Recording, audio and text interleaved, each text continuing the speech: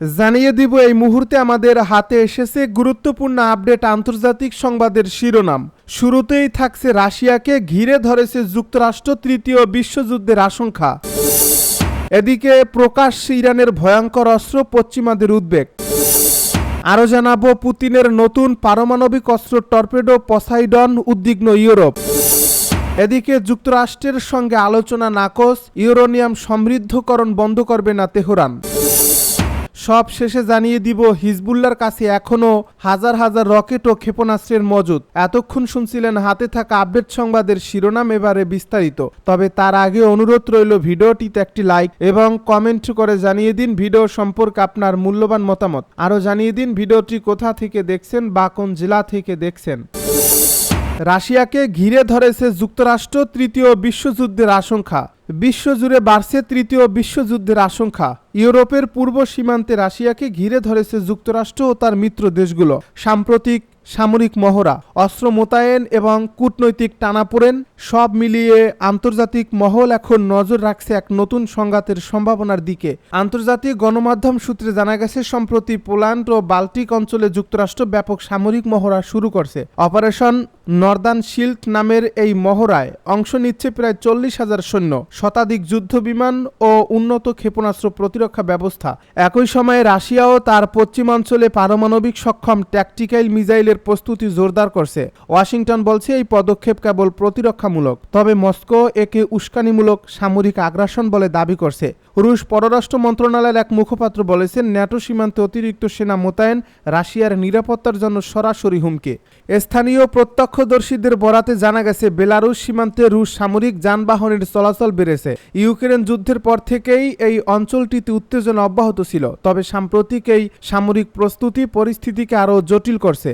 জাতিসংঘের মহাসচিব উদ্বেগ প্রকাশ করে বলেছেন, এমন পরিস্থিতিতে ভুল সিদ্ধান্তের ঝুঁকি অনেক। ইউরোপীয় ইউনিয়নও সতর্ক করেছে যে কোনো একপক্ষের অতিরিক্ত প্রতিক্রিয়া সমগ্র ইউরোপকে এক নতুন সংঘাতের দিকে ঠেলে দিতে পারে।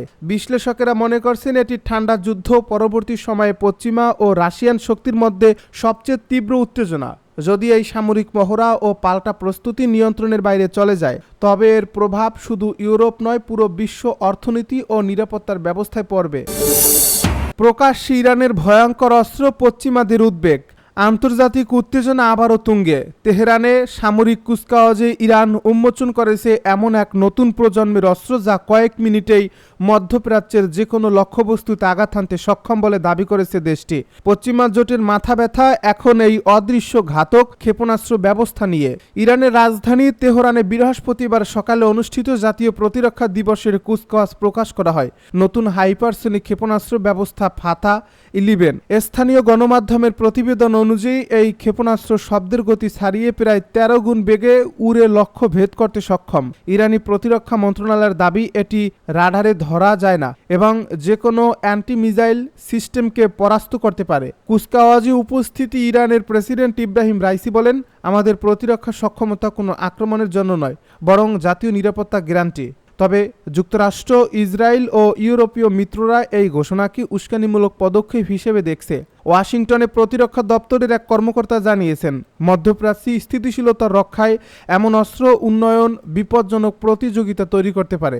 অন্যদিকে ইসরায়েলি সামরিক বিশ্লেষকেরা আশঙ্কা করছেন, ইরানের এই সক্ষমতা সিরিয়া বা ইয়েমেনের মিত্র গোষ্ঠীগুলোর কাছে ছড়িয়ে পড়তে পারে। প্রত্যক্ষদর্শীরা জানিয়েছেন, প্রদর্শনের সময় রাস্তায় হাজারো মানুষ সমবেত হয়েছিল, যাদের অনেকেই আমেরিকার মৃত্যু স্লোগান দিচ্ছিলেন। জাতিসংঘ এখনও এই বিষয়ে আনুষ্ঠানিক মন্তব্য করেনি, তবে কূটনৈতিক মহলে উদ্বেগ বাড়ছে যে এই ঘোষণার পর মধ্যপ্রাচ্য নতুন অস্ত্র প্রতিযোগিতা শুরু হতে পারে। বিশ্লেষকেরা মনে করছেন, ইরানের এই অস্ত্র প্রদর্শন শুধু প্রযুক্তিগত অর্জন নয়, বরং আন্তর্জাতিক মঞ্চে একটি রাজনৈতিক বার্তা। এটি পশ্চিমাদের উপর চাপ সৃষ্টি করবে, বিশেষ করে চলমান পরমাণু চুক্তি আলোচনায়। যদি যুক্তরাষ্ট্র ও ইউরোপ কঠোর অবস্থান নেয়, তবে এই উত্তেজনা সরাসরি পারস্য উপসাগরের নিরাপত্তাকে প্রভাবিত করতে পারে। পুতিনের নতুন পারমাণবিক অস্ত্র টর্পেডো পসাইডন, উদ্বিগ্ন ইউরোপ। নতুন পারমাণবিক অস্ত্রের পরীক্ষা চালিয়েছে রাশিয়া। দেশটির প্রেসিডেন্ট ভ্লাদিমির পুতিন জানান, রাশিয়া সফলভাবে পসাইডন নামের একটি পারমাণবিক শক্তিচালিত সুপার টর্পেডোর পরীক্ষা সম্পন্ন করেছে।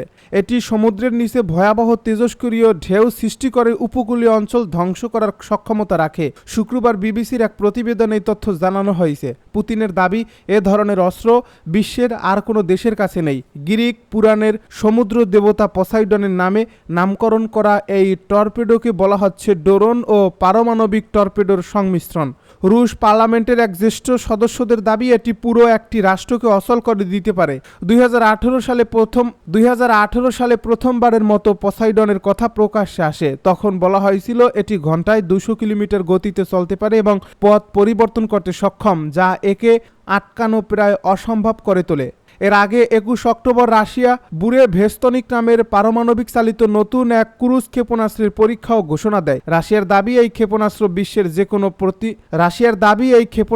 বিশ্বের যে কোনো প্রতিরক্ষা ব্যবস্থাকে ভেদ করতে পারে। ন্যাটো এই অস্ত্রটিকে SSC X9 স্কাইফল নামে চিহ্নিত করছে। বিশ্লেষকেরা মনে করছেন, রাশিয়ার এসব ঘোষণা মূলত রাজনৈতিক প্রচারণা। ব্রিটিশ রাশিয়া বিশেষজ্ঞ মার্ক গ্যালিওটি বিবিসিকে বলেন, পসাইডন ও বুরে ভেস্তনিক আসলে আর্মারগেডন অস্ত্র। এগুলো ব্যবহারের অর্থ হবে পৃথিবী ধ্বংস।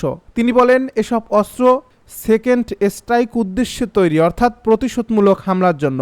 রাশিয়ার প্রযুক্তিগত সক্ষমতা নিয়েও প্রশ্ন তুলছেন অনেকে।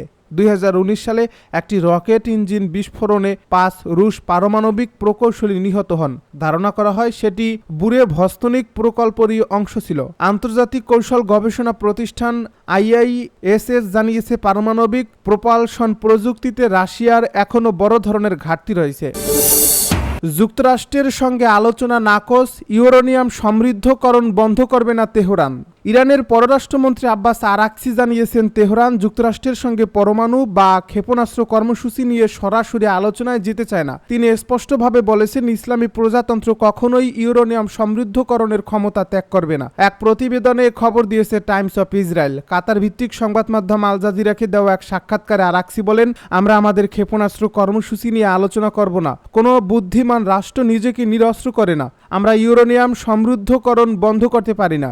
যা যুদ্ধের মাধ্যমে সম্ভব নয়, তা রাজনীতিতেও সম্ভব নয়। যুক্তরাষ্ট্রের সঙ্গে সরাসরি আলোচনার ইচ্ছা নেই, তবে পরোক্ষ আলোচনার মাধ্যমে সমঝোতায় পৌঁছানো সম্ভব। ইরানের পররাষ্ট্রমন্ত্রী আরও বলেন, তেহরান পরমাণু কর্মসূচি নিয়ে আন্তর্জাতিক উদ্বেগ দূর করতে আলোচনায় প্রস্তুত এবং তাদের কর্মসূচি সম্পূর্ণ শান্তিপূর্ণ। একটি ন্যায্য চুক্তি সম্ভব, তবে ওয়াশিংটন যে শর্তগুলো দিয়েছে তা অগ্রহণযোগ্য ও অবাস্তব বললেন তিনি।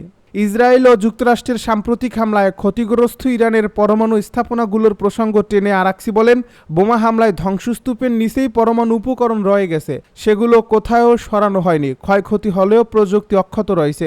তিনি আরও সতর্ক করেন, তেহরান সব ধরনের পরিস্থিতির জন্য প্রস্তুত এবং ইসরায়েলের সম্ভাব্য আগ্রাসী আচরণের জন্য প্রস্তুত রয়েছে। হিজবুল্লাহর কাছে এখনও হাজার হাজার রকেট ও ক্ষেপণাস্ত্র মজুদ। মার্কিন প্রেসিডেন্ট ডোনাল্ড ট্রাম্পের সিরিয়া বিষয়ক বিশেষ দূত টম ব্যারাক বলেছেন, ইসরায়েল এখনও লেবাননের দক্ষিণাঞ্চলে হামলা চালাচ্ছে, কারণ হিজবুল্লাহর হাতে এখনও হাজার হাজার রকেট ও ক্ষেপণাস্ত্র আছে, যা ইসরায়েলের জন্য হুমকি সৃষ্টি করছে। ব্যারাক বাহরাইনে এক নিরাপত্তা সম্মেলনে লেবাননের নেতাদের উদ্দেশ্যে বলেন, তারা চেষ্টা করছে কিন্তু তারা এখনও ডাইনোসর। হিজবুল্লাহকে নিরস্ত্র করার জন্য তাদের প্রচেষ্টা ত্বরান্বিত করা দরকার। এক প্রতিবেদনে খবর দিয়েছে the Times of Israel. Jerusalem ও বেইরুতের সম্পর্ক নিয়ে ব্যারাক বলেন, ইসরায়েল তার সমস্ত প্রতিবেশীদের সঙ্গে সীমান্ত ও সীমানা চুক্তি করতে প্রস্তুত এবং মার্কিন যুক্তরাষ্ট্রের প্রতি ঋণী। তিনি যুক্তরাষ্ট্রের ইরানের পরমাণু কর্মসূচির উপর আঘাতকে উদাহরণ হিসেবে তুলে ধরেন, যা মধ্যপ্রাচ্যকে পুনরায় আকার দিয়েছে। ব্যারাক, যিনি একই সঙ্গে মার্কিন রাষ্ট্রদূত হিসেবে তুরস্কেও দায়িত্ব পালন করছেন, পূর্বাভাস দেন যে আঙ্কারা ও জেরুজালেমের মধ্যে শত্রুতাপূর্ণ সম্পর্ক থাকা সত্ত্বেও শীঘ্রই বাণিজ্য চুক্তি হতে পারে।